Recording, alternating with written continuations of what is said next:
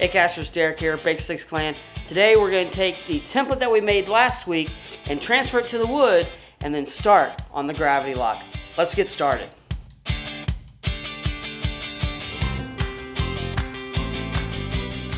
Alright, so we got the template. We're going to start taking it apart.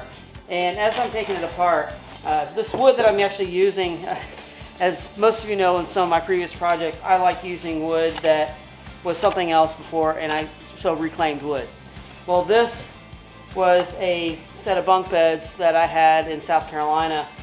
A really cool set of bunk beds that my dad and I built.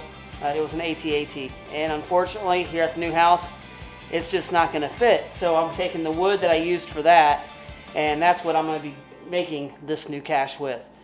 Let's start transferring.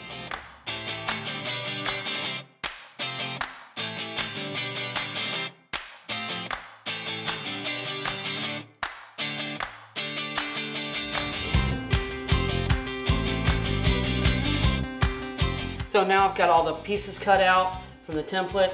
Now one of the things that I like doing is taking a 1x2 and building an internal frame around inside of it. So when I'm actually attaching the outside, it gives me something a little bit better to attach to than this plywood. So I'm gonna start measuring all that out, put it together, and start cutting my 1x2 and creating that frame for the inside.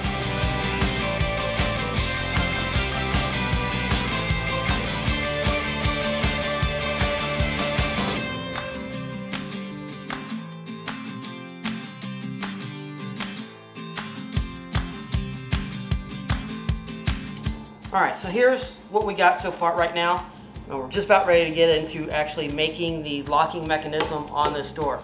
So we've got the birdhouse already made out now. It's got the hinges. Now I had to make a little bit of a modification from the original designs. Originally I had 2 inches here and 2 inches down at the bottom for where the mechanism was going to go. I had to make a slight adjustment.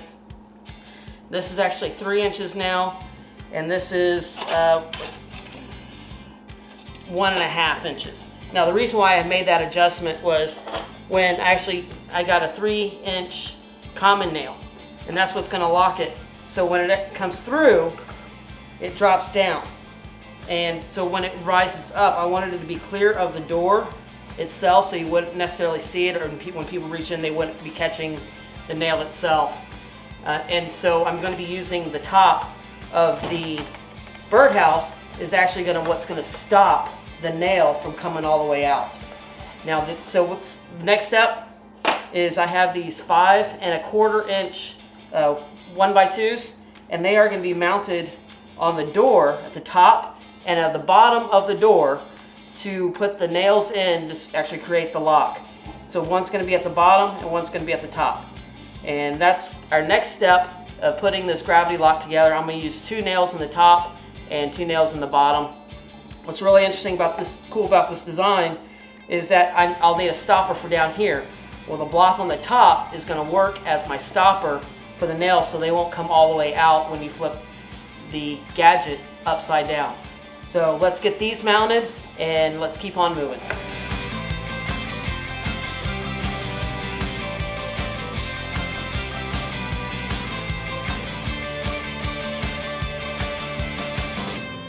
Okay, so we got it ready. As you can tell, it's locked.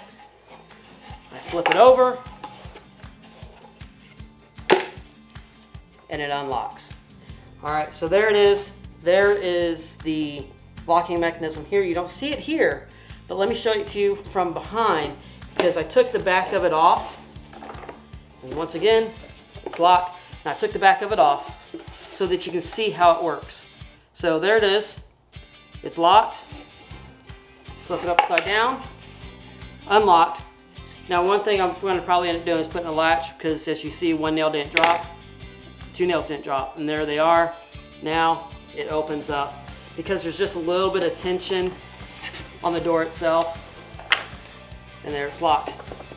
So once again, here we go. Locked, unlocked, and open.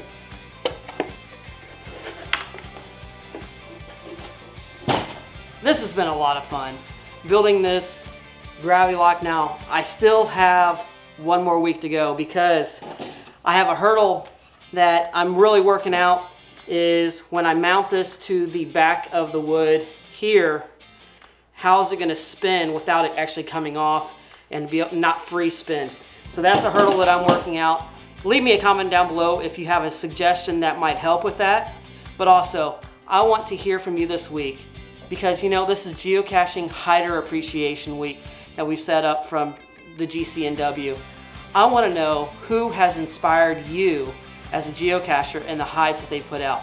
For me personally, since I like building gadgets, I can't forget West Virginia Tim, and then also some of the ones that I've featured here many times is Ranger Duck. Now others that I really appreciate their hides and I really think they're awesome is Brush Boy, Brush Girl, Geno Mac 1, a lot of the ones that I've actually talked to here on Behind the Cache. You know, another one that's really inspired me and has helped me out on some of these gadgets is Bounce Bounce. There are so many different people that have inspired me to hide the caches that I hide, and I want to say thank you. Now, reach out to those that have inspired you, either through Instagram, Messenger, whatever, just send them a message and let them know, hey, I appreciate your hides. They've been really awesome. Send them a note. Hey guys, thank you for joining me. Don't go anywhere. Hey, I want you to go check out one of these other videos just right over here and watch the story behind the cache.